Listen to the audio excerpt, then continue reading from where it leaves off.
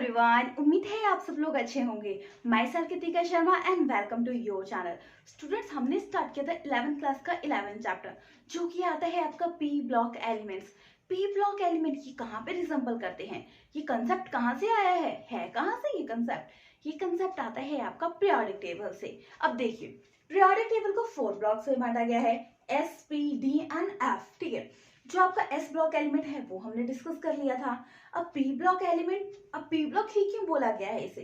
क्योंकि जो इसका लास्ट इलेक्ट्रॉन है वो पी ऑर्बिटल में फिल है, इसलिए इसको बोला गया पी ब्लॉक एलिमेंट। ठीक है, ये समझ आ गया। ग्रुप 13 से लेके 18 तक जो आपके ग्रुप्स आते हैं, 6 ग्रुप्स आते हैं, वो आते हैं पी ब्लॉक एलिमेंट के अंदर, क्योंकि जो इसका लास्ट इलेक्ट्रॉन है वो किस में फिल है? पी ऑर्बिटल में फिल है। कंसेप्ट क्लियर हो गया? ठीक है, फिर आता है आपको, हमने जनरल डिस्कशन हमने कर ली थी, तो इसकी जो फर्स्ट फैमिली आती है, मतलब जो फर्स्ट ग्रुप आता है पी ब्लॉक एलिमेंट के अंदर, वो आता है आपका ग्रुप 13। कौन सा आता है? ग्रुप 13। ठीक है, ग्रुप 13 आता है तो हम इससे बोलते हैं बोरोन फैमिली, क्योंकि ये बोरोन से स्टार्ट होता है। अब देखते हैं कौन कौन से आते हैं इसमें। देखिए, boron, aluminium, gallium, indium and thallium. ठीक है, ये आते हैं आपके किसमें आते हैं? किसमें? ग्रुप 13 में। ठीक है, कितने आ गए इसमें? ये आ गए। ये बोरोन से स्टार्ट हुआ है तो बोरोन फैमिली बोला गया। अब देखिए, जो बोरोन है ये ना कैसा होता है, किस स्टेट में पाया जाता है? ये आता है आपका नॉन मेटल में। किसमें आता है? नॉन मेटल, मतलब इसमें नॉन मेटेलिक रिएक्टर होते हैं। और जो आपका एल्यूमिनियम आया, एल्यूमिनियम आता है आपका एम्फोटेरिक। अब एम्फोटेरिक याद है?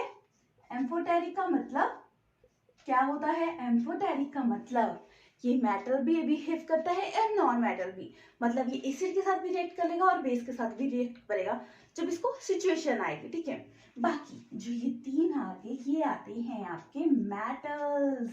ठीक है, क्या आगे? ये मेटल्स में।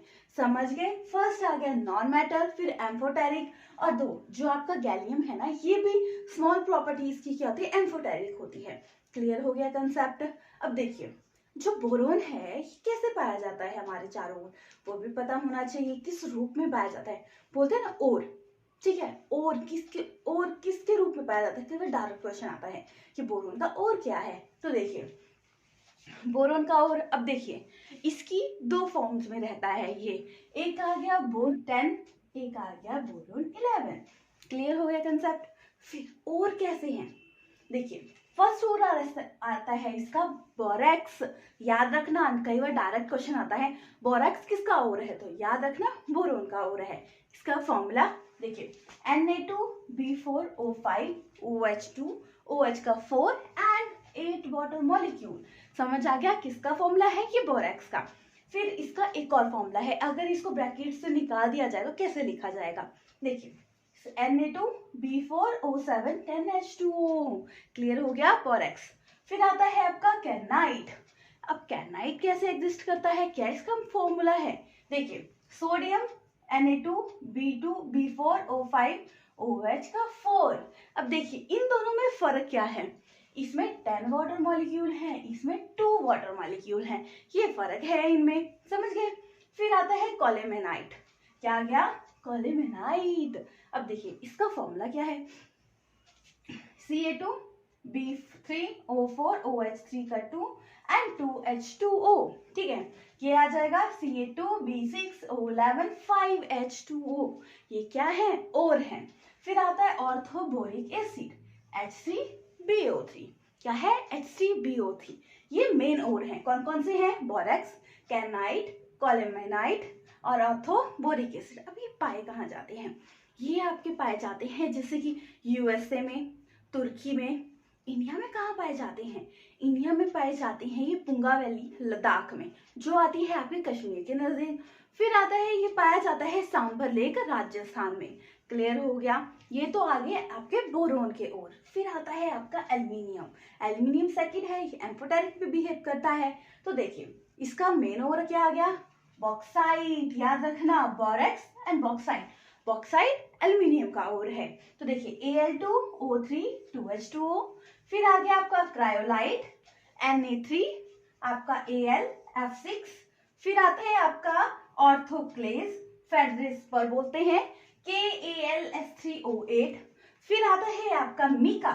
ये किस रूप में, बहुत बार क्वेश्चन आता है कि मीका किसका और है, एल्यूमिनियम का और है, भूलना मत। तो देखिए KAl2Si silicon aluminium O10 and OH2।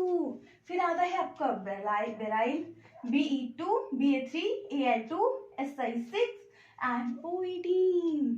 फिर देखो कोरेंडम एल्यूमिनियम, ये एनहाइड्रस एल्यूमिनियम ऑक्साइड आता है।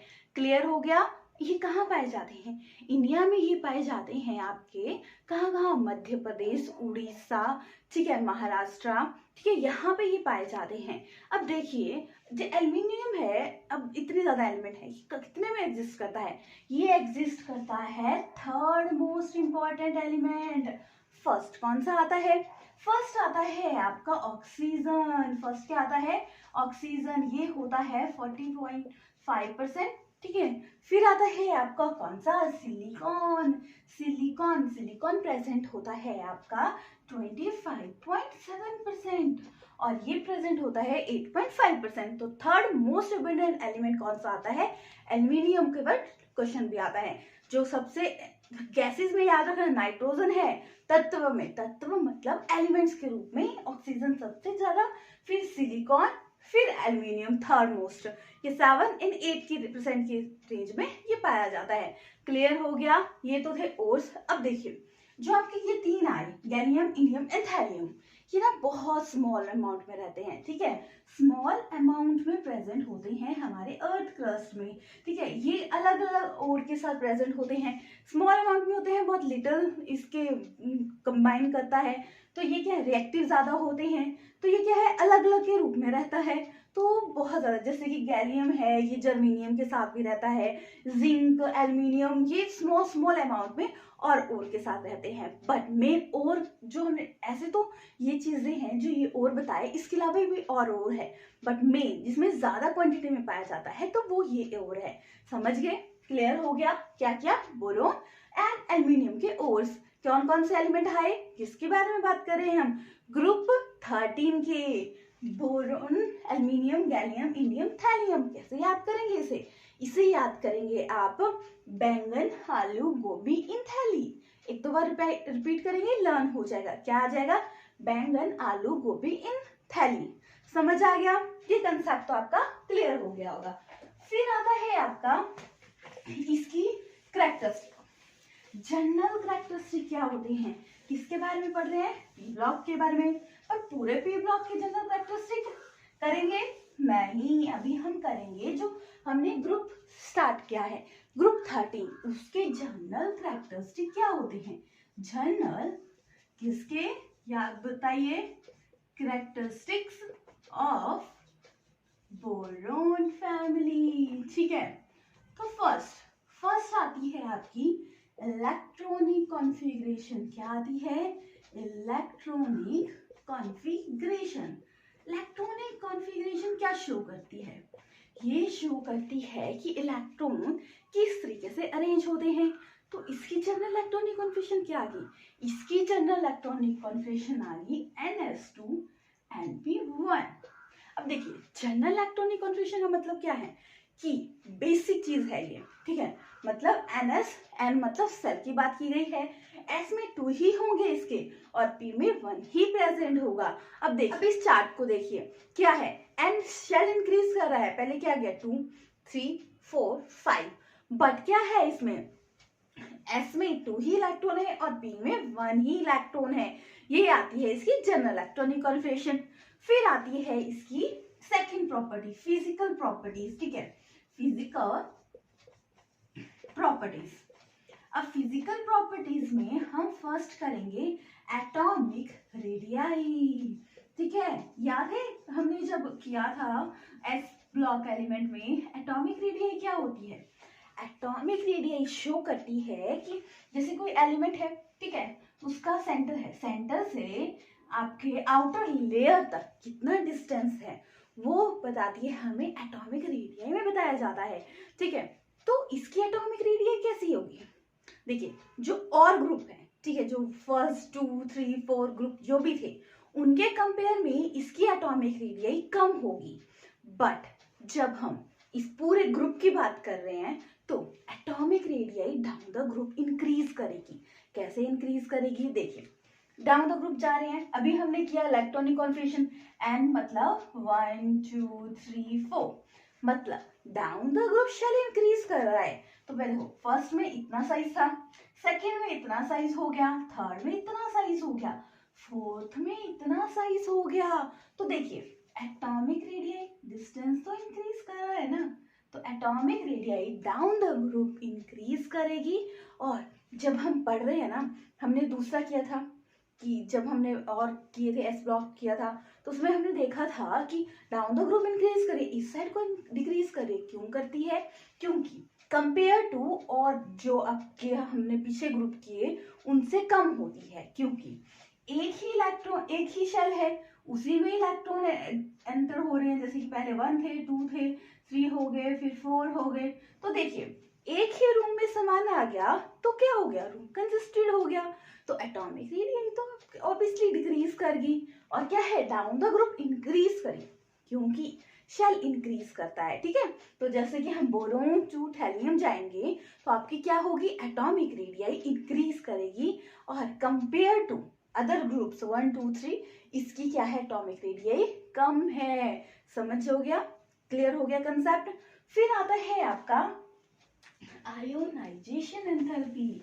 अब आयोनाइजेशन एंथैल्पी क्या है, देखिए अच्छे से समझते हैं, बहुत बार क्वेश्चन आता है। ठीक है, सेकंड है आयोनाइजेशन एंथैल्पी। अब देखिए ये क्या है, एंथैल्पी का मतलब बॉन्ड ब्रेक की बात की गई है, मतलब आयंस को ब्रेक करने की बात की गई है। तो आयनाइजेशन क्या, इसके जो आयंस है इजिली ब्रेक हो जाएंगे, जिसकी बॉन्डिंग है। कैसे कंसेप्ट है, अब देखिए इसमें क्या है, NH2 NP1। ठीक है, मतलब आउटर मोस्ट सेल में देखिए 1s2 2s2 2p1। ठीक है, तो ये क्या है, आउटर मोस्ट सेल में एक ही इलेक्ट्रॉन है, तो ये तो अनस्टेबल है। जो चीज अनस्टेबल होगी, माना आप एक टांग के सहारे खड़े हो, आप अनस्टेबल हो, आपको जल्दी हिलाया जा सकता है, आप जल्दी गिर जाओगे, बट अगर दो टांगों के सहारे खड़े हो तो आपको हिलाने के लिए ज्यादा स्ट्रेंथ लगेगी किसी और पर्सन को। तो वैसे ही इसके आउटर मोस्ट सेल में एक ही इलेक्ट्रॉन है, तो इसकी फर्स्ट आयनाइजेशन एंथैल्पी तो कम होगी, लेस होगी। और क्या होगी, आयनाइजेशन एंथैल्पी जब आप डाउन द ग्रुप जाओगे, तो down the group ionization enthalpy decrease करती है। Ionization enthalpy down the group decrease करती है, क्योंकि जैसे कि साइज बड़ा हो रहा है, देखिए डाउन द ग्रुप गए, साइज बड़ा होता गया, तो जितना बड़ा साइज उतना वो अनस्टेबल, बैलेंस बनाने में मुश्किल होगी उसको। तो जितना ज्यादा उसको बैलेंस बनाने में मुश्किल हुई, तो उतना वो इजिली टूट गया। देखिए फर्स्ट इलेक्ट्रॉन तो आपने निकाल लिया इजिली, मतलब फिर second ionization enthalpy, second ionization का मतलब क्या होता है, देखिए फर्स्ट आयनाइजेशन एंथैल्पी मतलब एक इलेक्ट्रॉन निकाला, second ionization enthalpy second electron निकाला। ठीक है, तो देखो सेकेंड इलेक्ट्रॉन निकालने के लिए आपको ज्यादा स्ट्रेंथ लगेगी, क्योंकि आपके 2s है, 2s में दो ही इलेक्ट्रॉन होते हैं, तो वो स्टेबल होता है, मतलब फुली फिल्ड कॉन्फिगरेशन है। तो इट्स मीन आयोनाइजेशन एंथैल्पी इसकी क्या है, फर्स्ट क्या है, कम है, और सेकेंड आयोनाइजेशन एंथैल्पी जैसे कि वो क्या आती है, फर्स्ट क्या है इसकी, लेस है, बट सेकेंड आयोनाइजेशन एंथैल्पी मोर है। ठीक है, क्योंकि इलेक्ट्रॉन जो है इसके क्या है, बहुत टाइटली बॉन्ड है। अगर स्ट्रांगली बॉन्ड है, अगर मुट्ठी को मैं बहुत स्ट्रांगली बॉन्ड पकड़ के रखूंगी तो आपको खोलना टफ होगा। तो वैसे ही समझ लीजिए कि अगर आपने ये आपकी मुट्ठी है, इसको आपने लूजली पकड़ा हुआ है, तो क्या है, ये इन्होंने जल्दी निकाल लिए बॉन्ड को। ठीक है, और क्या है, फर्स्ट सेकेंड में क्या है, मुट्ठी हमने टाइट पकड़ी है और इसको ये खोल नहीं पा रहा है, क्योंकि वो स्टेबल है। ठीक है, क्लियर हो गया कंसेप्ट। और देखिए बात याद रखना, जो फर्स्ट से लेके आपके 12 तक है उनमें आयनाइजेशन एंथैल्पी क्या है, कंपेयर टू इसके लेस है, इसमें ज्यादा ही होगी कंपेयर टू अदर ग्रुप से। ठीक है, बट जो हम इसकी ग्रुप की बात करें, फर्स्ट बोरोन टू थैलियम बात करें, तो ionization enthalpy down the group decrease करेगी। ठीक है, क्यों करेगी? क्योंकि जितना बड़ा बड़ा साइज है उसका, उसको तोड़ना उतना क्या है, टफ है। इजी होगा और जो जैसे कि स्मॉल साइज है, बहुत टाइटली बॉन्ड है, तो उसको तोड़ना बहुत टफ होता है। क्लियर हो गया आयनाइजेशन थेरेपी का कंसेप्ट। फिर आती है आपकी इलेक्ट्रोनेगेटिविटी। अब इलेक्ट्रोनेगेटिविटी क्या है? देखिए बहुत इजी कंसेप्ट है, इलेक्ट्रोनेगेटिविटी। अब ये क्या है? इलेक्ट्रोनेगेटिविटी बताती है कि जैसे कि शेयरिंग पेयरिंग की बात कर रही है, ठीक है, तो down the group electronegativity decrease करेगी क्योंकि साइज इंक्रीज कर गया, ठीक है, तो वो उतने जैसे म्यूचुअली शेयरिंग नहीं होगी। Down the group ionization electronegativity क्या है, डिक्रीज कर रही है। फिर आता है आपका इलेक्ट्रोपॉजिटिव फैक्टर। इलेक्ट्रोपॉजिटिव फैक्टर, इसका मतलब क्या है कि वो कितनी जल्दी शेयर कर रहा है, मतलब कितनी जल्दी लूज कर रहा है, ठीक है, ये डिपेंड करेगा ionization therapy. Ionization therapy down the group increase कर रही है, सॉरी डिक्रीज कर रही है, ठीक है, क्योंकि जल्दी निकाल लिया। और electropositive character down the group क्या होगा, आपका इंक्रीज करेगा, क्योंकि जितने जल्दी इलेक्ट्रॉन निकलेंगे उतना जल्दी क्या होगा, वो जल्दी मतलब अपने चीजों को स्टेबल कर पाएगा, मतलब उतनी ज्यादा उसका इलेक्ट्रोपॉजिटिव कैरेक्टर होगा। तो डाउन द ग्रुप क्या है आपका, इलेक्ट्रोपॉजिटिव कैरेक्टर इंक्रीज करता है, क्योंकि आयोनाइजेशन एंथैल्पी डिक्रीज करी, क्योंकि जो उसका साइज है वो स्टेबल नहीं है, उससे इलेक्ट्रॉन निकालना इजी है। समझ आ गया, इलेक्ट्रोपॉजिटिव कैरेक्टर भी समझ आ गया। फिर आता है आपका एक और कंसेप्ट, ऑक्सीडेशन स्टेट। अब ऑक्सीडेशन स्टेट का कंसेप्ट क्या बोलता है, देखते हैं क्या है कंसेप्ट, ऑक्सीडेशन, ठीक है, ऑक्सीडेशन, ठीक है। अब ऑक्सीडेशन का मतलब ये बताता है कि कितनी जल्दी बॉन्ड बनाएगा, ठीक है, कितनी वैलेंसी है उसकी बॉन्ड बनाने की, वो सब कुछ शो होता है किसके बेसिस पे, ऑक्सीडेशन स्टेट बताती है। अब देखिए आपको पता है, देखो NS मतलब 2 इलेक्ट्रॉन है, NP मतलब 1 इलेक्ट्रॉन है, मतलब 3 इलेक्ट्रॉन ये अपने इलेक्ट्रॉन दे सकता है, ठीक है। ये किसकी वजह से इफेक्ट करता है, इनर्ट पेयर इफेक्ट इस पे काम करता है। तो देखिए जितने जल्दी ये बॉन्ड बना लेगा, ठीक है, वो उसकी ऑक्सीडेशन स्टेट बताएगी। तो देखिए जो फर्स्ट है बोरोन, उसकी ऑक्सीडेशन स्टेट +3 आएगी, क्योंकि साइज स्मॉल है, तो अदर के साथ जो सेकंड जो आपकी आई 2s, उसके साथ भी बॉन्ड बनाने का कोशिश करेगा। तो 3 बॉन्ड, 3 इसकी स्पेस होगा, 3 दे सकता है तो 3 ले भी सकता है। बट जब डाउन द ग्रुप जाते हैं तो क्या होता है, तो होता है कि इसकी ऑक्सीडेशन स्टेट की वैल्यू कम हो जाती है, मतलब अगर +3 है तो डाउन द ग्रुप आ जाएगी +1। अब देखिए बोरोन की +3 आ गई और थैलियम की क्या आ गई आपकी +1। अब ये कैसे पॉसिबल हुआ, अब देखिए साइज छोटा था, डाउन द ग्रुप गए, साइज इंक्रीज कर गया, तो देखो जो दूसरा सेल था तो वो इसके साथ ज्यादा स्ट्रॉन्ग बॉन्डिंग बना रहा है कंपेयर टू इसके साथ, तो इसको इजीली निकाल लेंगे इसके इलेक्ट्रॉन को, एक ही इलेक्ट्रॉन है, अनस्टेबल है, आयोनाइजेशन थेरेपी डिक्रीज कर रही है। बट जब अंदर वाले सेल से आप जब इलेक्ट्रॉन निकालने की कोशिश करोगे तो क्या होगा, वो वैल्यू क्या होगी उसकी, वो स्ट्रॉन्ग बॉन्डिंग है इसके साथ, सेंटर के साथ, तो वो अपने इजीली इतने जल्दी लूज नहीं होने देगा कंपेयर टू इसके।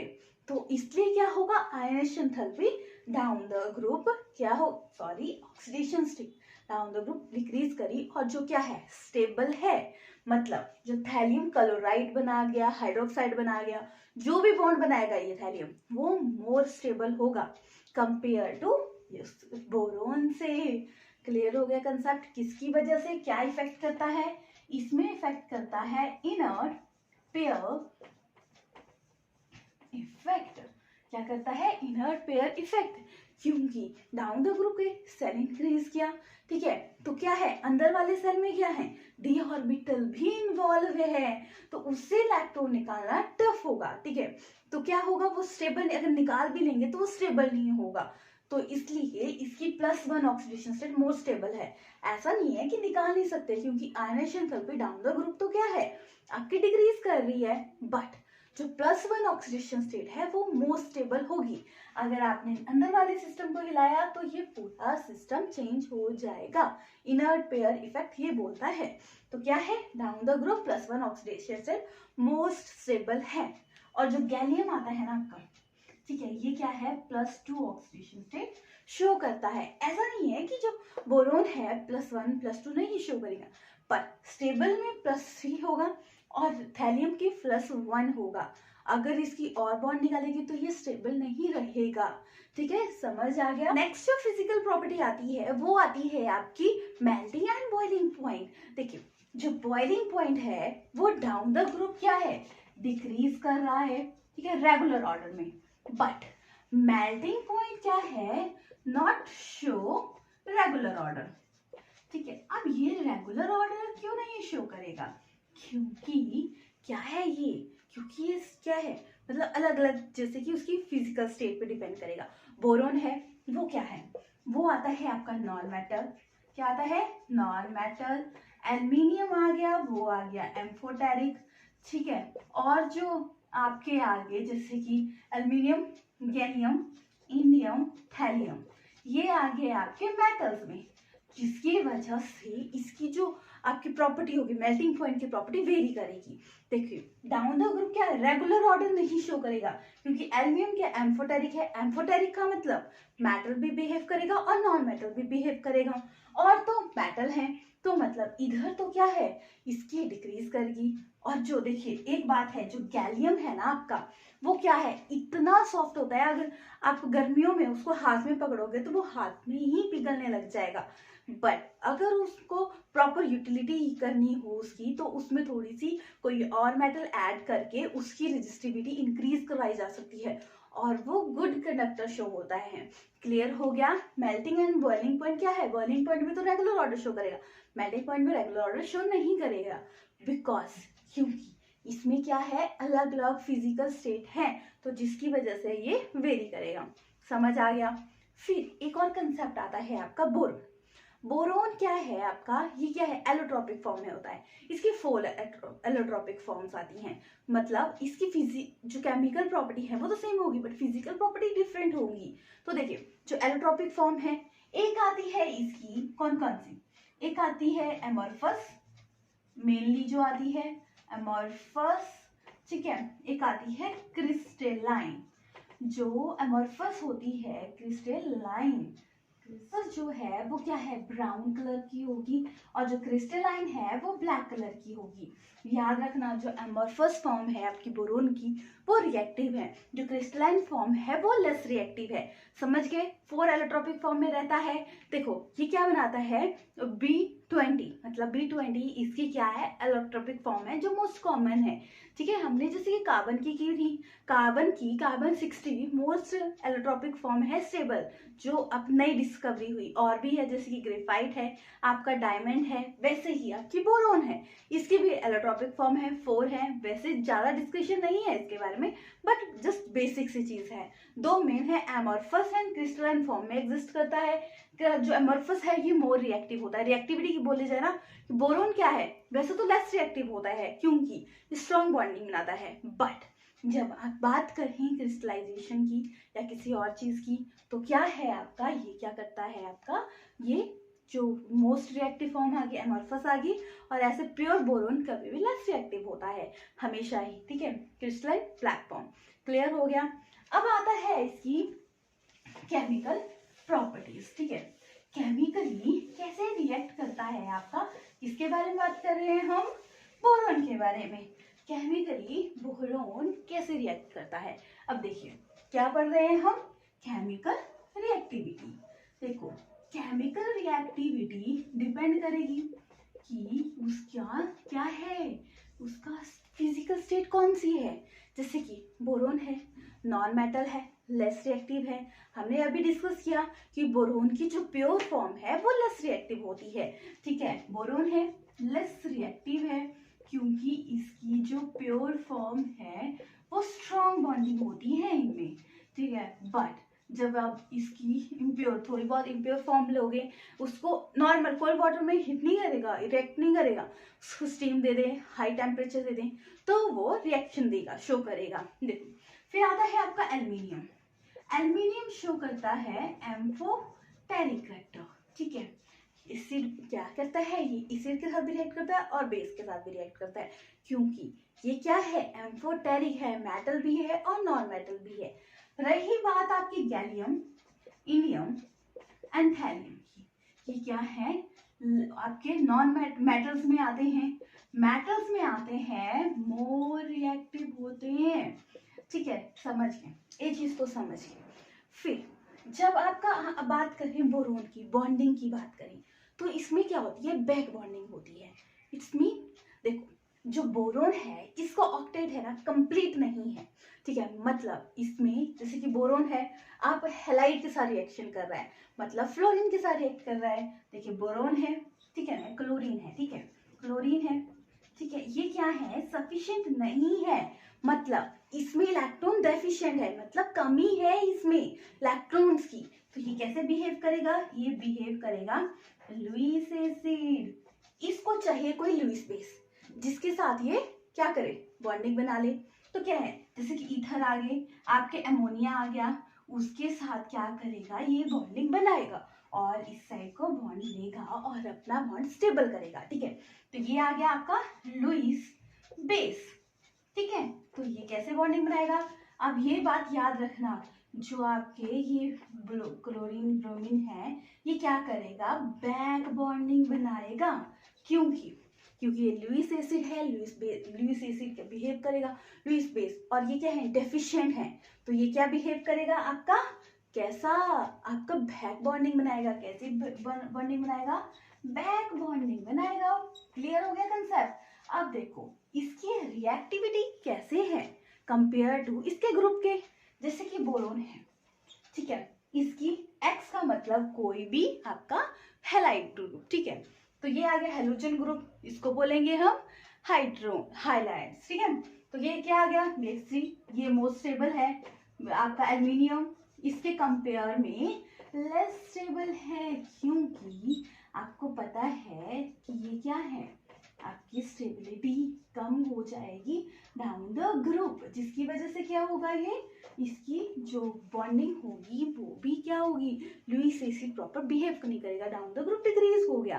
क्लियर हो गया कंसेप्ट, क्या है ये, कि बैक बॉन्डिंग का कंसेप्ट है कि क्या करेगा, इसके इलेक्ट्रॉन डेफिशिएंट होते हैं, लुईस एसिड बिहेव करेगा, तो ये क्या करेगा, बैक बॉन्डिंग बनाएगा। क्लियर हो गया। अब देखते हैं इसकी रिएक्टिविटी टुवर्ड द एयर, किसकी, केमिकल रिएक्टिविटी कर रहे हैं ना, किसके बारे में कर रहे हैं हम कर रहे हैं बोरोन फैमिली की। तो क्या आ जाएगी इसकी केमिकल रिएक्टिविटी, किसकी, बोरोन फैमिली की। तो रिएक्टिविटी किसके साथ, रिएक्टिविटी टुवर्ड, किसके साथ कर रहे हैं हम, एयर के साथ। देखिए हाँ, और एक बात याद रखना, जो आपके जो बोरोन है वो क्या करेगा, वो आपके कोवलेंट बॉन्ड बनाएगा। जो एल्यूमिनियम है वो क्या करेगा, आयनिक बॉन्ड भी बनाएगा और कोवलेंट बॉन्ड भी बनाएगा, और डाइमर में एग्जिस्ट रहते हैं, और जो अदर्स हैं वो आपके आयनिक बॉन्ड बनाते हैं। क्लियर हो गया कंसेप्ट। फिर आता है आपका रिएक्टिविटी टुवर्ड द एयर। अब देखिए रिएक्टिविटी कैसे शो करेगी, अब वो ई का मतलब कोई भी आपका, कोई भी कौन सा, ग्रुप 13 प्लस क्या है, ऑक्सीजन के साथ रिएक्ट कर रहा है, तो क्या बनाएगा, ये बना देगा आपका 2E2, ठीक है, O3, ठीक है, हीट के साथ। अब इसकी जगह क्या हो सकता है, बोरोन, एल्यूमिनियम, कोई भी और एलिमेंट हो सकता है। फिर देखो ये ऑक्सीजन के साथ रिएक्ट किया, ठीक है, फिर अगर इसका नाइट्रोजन के साथ रिएक्ट किया जाए तो कैसे होगा, 2E मतलब आपको पता लग गया, प्लस नाइट्रोजन, ठीक है, फिर क्या बन जाएगा इसका, 2 नाइट्रेट बन जाएगा, ठीक है। ई का मतलब मेटल, कोई भी आपका जो ग्रुप 13 का एलिमेंट है। क्लियर हो गया। कंपेयर टू औरों के देखा जाए, देखो और जो है इसके एलिमेंट्स, ठीक है, वो लेस रिएक्टिव है, ठीक है इसके एलिमेंट्स, ठीक है, वो क्या है, बेसिक नेचर के हैं। समझ गए, क्लियर हो गया कैसे ये बॉन्डिंग बनाएगा, क्योंकि फर्स्ट क्या है आपका क्या है, नॉन मेटल है। अदर्स क्या है आपके, आपका एम्फोटेरिक है एल्यूमिनियम, और जो है वो बेसिक रिएक्टर के होते हैं। क्लियर हो गया। अब रिएक्टिविटी किसके कंपेयर में देखेंगे, रिएक्टिविटी टूवर्ड द वाटर, ठीक है, रिएक्टिविटी टूवर्ड द वाटर। अब देखिए जो बोरोन है, अभी डिस्कस किया था कि जो बोरोन आता है आपका वो रिएक्टिव नहीं करेगा वाटर के साथ, सिंपल वाटर के साथ। जब वो स्टीम दी जाए तो वाटर के साथ रिएक्ट करेगा, पर जो एल्युमिनियम है वो क्या है आपके, रिएक्टिव करेगा वाटर के साथ, ठीक है, क्योंकि ये क्या है, ये बिहेव करता है आपका एम्फोटेरिक। क्या होगा, हाइड्रोजन गैस लिबरेट होगी। क्लियर हो गया। अदर जो इंडियम है, ठीक है, गैलियम, इंडियम, थैलियम, ठीक है, ये क्या है, ये रिएक्टिव नहीं होंगे कोल्ड वाटर में भी, हॉट वाटर में भी। क्लियर हो गया, reactivity toward the water. Next आता है आपका reactivity toward the acid and base. Acid and base के साथ कैसे रिएक्ट करेगा, अब देखिए बोरोन है, जब नाइट्रिक एसिड, अब याद रखना ये नॉर्मल एसिड के साथ रिएक्ट नहीं करेगा, स्ट्रॉन्ग ऑक्सीडाइजिंग एजेंट के साथ रिएक्ट करेगा। अब देखिए जो H2, ठीक है, H2 सॉरी HNO3, ठीक है, साथ में H2SO4 की रेशियो रहेगी, वो रहेगी 1:2, ठीक है। फिर क्या बनेगा, boric acid, H3BO3 and 3 molecule of NO2। Clear हो गया। अब जब बोरोन का रिएक्ट करेंगे एल्कली के साथ, मतलब बेस के साथ, तो क्या बनेगा, ठीक है, बोरेट आयन बन जाएगा, 2 मॉलिक्यूल ऑफ Na3BO3 एंड 3 क्या निकलेगा, हाइड्रोजन गैस रिलीज होगी। फिर देखिए बोरोन है, sodium carbonate and sodium nitrate के साथ रिएक्ट करेगा, तो क्या बना देगा, sodium borate, sodium nitrate and carbon dioxide निकलेगी। क्लियर हो गया। अब देखिए जो बोरोन है वो तो क्या है, नॉन मेटल है, बट जो एल्युमिनियम है वो क्या है, एम्फोटेरिक, मतलब एसिड के साथ भी रिएक्ट करेगा और बेस के साथ भी रिएक्ट करेगा। अब देखिए जो एल्युमिनियम है वो क्या है, HCl NaOH के साथ रिएक्ट कर रहा है, तो क्या बनेगा, एल्युमिनियम, ठीक है, जब H के साथ रिएक्ट करेगा तो और chlorine and water, hydrogen gas निकल जाएगी। फिर और जब ये किसके साथ, एल्कली के साथ रिएक्ट करेगा तो क्या होगा, सोडियम एल्युमिनियम, ये क्या बनाएगा, आयनिक प्रोडक्ट बना देगा। क्लियर हो गया। एम्फोटेरिक है, एसिड एंड बेस के साथ भी रिएक्ट करेगा। और ये एक बात याद रखना, जो गैलियम है ना वो भी क्या है आपका, एम्फोटेरिक, स्मॉल अमाउंट में एम्फोटेरिक बिहेव करेगा। सो ये क्या करेगा, एल्कली के साथ रिएक्ट करेगा और सोडियम गैलियम हाइड्रोक्साइड बनाएगा और वाटर मॉलिक्यूल रिलीज होगा। क्लियर हो गया। अदर देन गैलियम के अलावा जो आपका इंडियम एंड थैलियम बचा वो रिएक्ट नहीं करेगा एल्कली के साथ, क्योंकि वो मेटल है। क्लियर हो गया कंसेप्ट। जो बोरोन है वो रिएक्ट एसिड के साथ रिएक्ट नहीं करेगा, बट स्ट्रॉन्ग ऑक्सीडाइजिंग एजेंट आ जाएगा तब रिएक्ट करेगा। और क्या है, वो क्या करेगा, एल्कली के साथ रिएक्ट करेगा और कार्बोनेट के साथ रिएक्ट कर लेगा। फिर आ गया आपका एल्युमिनियम, एसिड के साथ रिएक्ट करेगा और बेस के साथ। गैलियम क्या है, ये स्मॉल अमाउंट में एम्फोटेरिक बिहेव करता है तो बेस के साथ रिएक्ट करेगा। और जो आपके इंडियम एंड थैलियम आए ये क्या है, रिएक्ट नहीं करेंगे एल्कली के साथ। ये आ गया आपकी रिएक्टिविटी, डिपेंड किसके बेस पे, एसिड एंड बेस के। फिर आती है आपकी रिएक्टिविटी टुवर्ड द हैलोजन। याद है हैलोजन फैमिली किसे बोलते हैं, जो ग्रुप आपकी आगे, कौन सा ग्रुप आपका आ गया, ग्रुप 17, वो आती है आपके कौन से, हैलोजन फैमिली। तो कैसे रिएक्ट करेंगे, अब देखिए क्या आ जाएगा आपका, देखिए ई आपका क्या आ गया, आपकी बोरोन, ठीक है, बोरोन फैमिली का कोई भी मेंबर, फिर साथ में आपके हैलाइड्स आयन, ठीक है, तो क्या बना देगा ये, देगा आपका कौन सा हैलोजन के साथ रिएक्ट किया तो आपके बन गए हैलाइड्स। तो क्या आ जाएगा आपका 2EX3, ठीक है। क्लियर हो गया। ऐसे E का मतलब बोरोन फैमिली, X का मतलब halogen family, fluorine, chlorine, bromine, iodine, ठीक है, boron, aluminium, gallium, indium and thallium. Clear हो गया। केमिकल रिएक्टिविटी के बारे में डिस्कस कर लिया। फिर नेक्स्ट क्लास में हम करेंगे इसकी केमिकल रिएक्टिविटी कैसी है, ठीक है, वो ट्रेंड कहाँ को फॉलो कर रहा है। हमने रिएक्शन देखे, केमिकल रिएक्शन, ठीक है, बट इसकी रिएक्टिविटी के ट्रेंड कहाँ को फॉलो होते हैं वो हम नेक्स्ट क्लास में डिस्कस करेंगे। सो नेक्स्ट क्लास भी बहुत इंपॉर्टेंट होने वाली है। सो बने रहिए मेरे साथ नेक्स्ट क्लास में। तब तक please like, share and subscribe my channel. Thank you everyone.